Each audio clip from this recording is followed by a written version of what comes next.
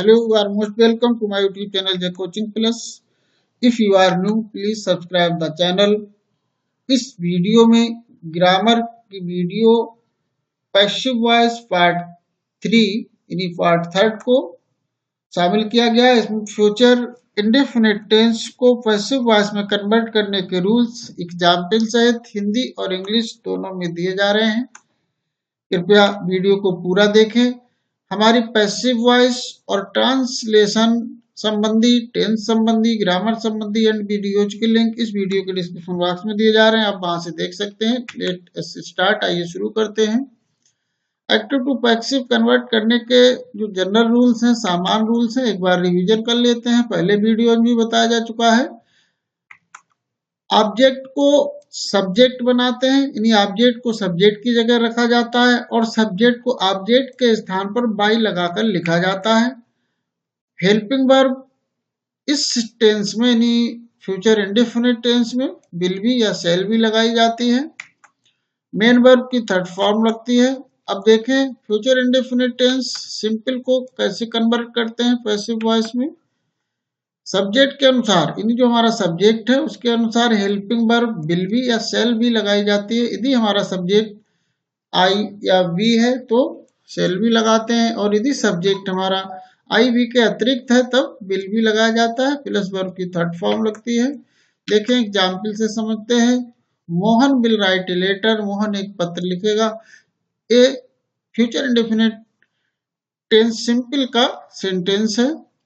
इसमें अब ऑब्जेक्ट को सब्जेक्ट की जगह ले जाना है, तो इसमें ऑब्जेक्ट है अ लेटर, तो अ लेटर को शुरू में ले आए और अ लेटर के साथ विल बी आएगा, और वर्ब की थर्ड फॉर्म, राइट की थर्ड फॉर्म रिटन हो गई, और बाई लगाकर जो इसका सब्जेक्ट है मोहन उसे लिख दिया गया है। तो a letter will be written by Mohan. ऐसे ही देखें, he will fly a kite, तो ए फ्लाई काइट को शुरू में, एक काइट को शुरू में ले आए, ये ऑब्जेक्ट है। उसके बाद विल बी, फिर फ्लाई की थर्ड फॉर्म फ्लॉन हो गई, और जो सब्जेक्ट है ही उसको बाई लगाकर ऑब्जेक्टिव केस में हिम लिख दिया गया है। तो एक kite will be flown by him. Next देखें, आई सेल प्ले द बॉल, मैं गेंद खेलूंगा। मैं ऑब्जेक्ट द बॉल है, तो द बॉल को शुरू में लिखा जाएगा, उसके बाद विल बी आएगा, हेल्पिंग वर्ब, फिर प्ले की थर्ड फॉर्म प्लेड हो गई, और बाई लगाकर इसका सब्जेक्ट आई का ऑब्जेक्टिव केस मी हो गया। तो पैसिव वॉइस में हुआ the ball will be played by me. अब देखें यदि नेगेटिव सेंटेंस होता है, फ्यूचर इंडेफिनिट नेगेटिव को कैसे पैसिव वॉइस में कन्वर्ट करते हैं। हेल्पिंग वर्ब विल बी और नॉट बी के बीच में, यानी कि विल नॉट बी या shall not be helping verb हो जाती है, और अन्य रूल्स सेम होते हैं। देखें examples. Mohan will not write a letter, ये sentence future indefinite tense negative का है क्योंकि इसमें नॉट आया है।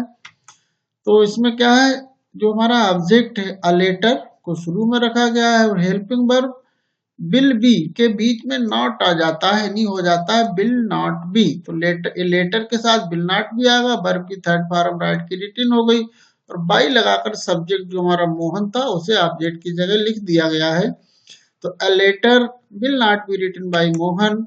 इसी तरीके से देखें, they will not kill animals, object है एनिमल्स को सब्जेक्ट की जगह रखा गया है, इसके साथ विल नॉट भी आएगा, वर्ब किल की थर्ड फॉर्म किल्ड हो गई, और बाई लगाकर जो हमारा सब्जेक्ट था दे का ऑब्जेक्टिव के देम आ गया। Animals will not be killed by them हो गया पैसिव वॉइस में।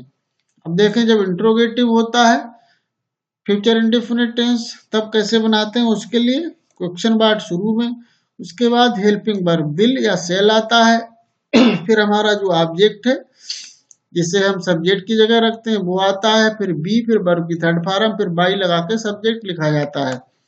देखें एग्जाम्पल के रूप में, will Ram write a letter, क्या राम एक पत्र लिखेगा इस सेंटेंस में। ये इंट्रोगेटिव सेंटेंस है फ्यूचर इंडेफिनिट का, तो ए लेटर को शुरू में ले आए, और ए लेटर के अनुसार जो इसकी हेल्पिंग वर्ब है वो बिल है, ये बिल आएगा, उसे सब्जेक्ट से पहले लिखा जाता है, और सब्जेक्ट के जस्ट बाद बी, वर्ब राइट की थर्ड फॉर्म रिटन, और बाई लगाकर जो इसका सब्जेक्ट राम था उसे सब्जेक्ट की जगह लिख दिया जाता है।